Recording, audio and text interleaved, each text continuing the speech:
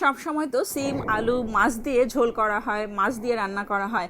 আজকে নিরামিষ করব, তো আমি এখানে সিম এবং নতুন আলু খুব ভালো করে ধুয়ে নিয়েছি আর এখন চুলায় বসিয়ে দিচ্ছি।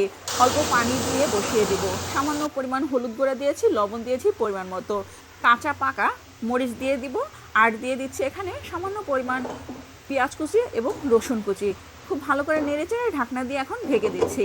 ঢাকনাটা তুলে আবারও একটু নেড়েচেড়ে টমেটো দিয়ে দিব, একটা টমেটো কেটে দিয়ে দিচ্ছি। আর এই টমেটোটা দিলে যেটা হবে, এই নিরামিষটা একটু টকটক লাগবে, খেতে খুবই মজার হয়। আমি সবসময়ই এই সিজনে মানে শীতের সিজনে এভাবে সিম আলু নিরামিষ করি, সেটা খুবই ভালো লাগে খেতে, আমার কাছে বেশি ভালো লাগে। তো এই যে হয়ে গেছে আর আমি ভেঙেও দিয়েছি, এখন বাগারে দিয়ে দিচ্ছি।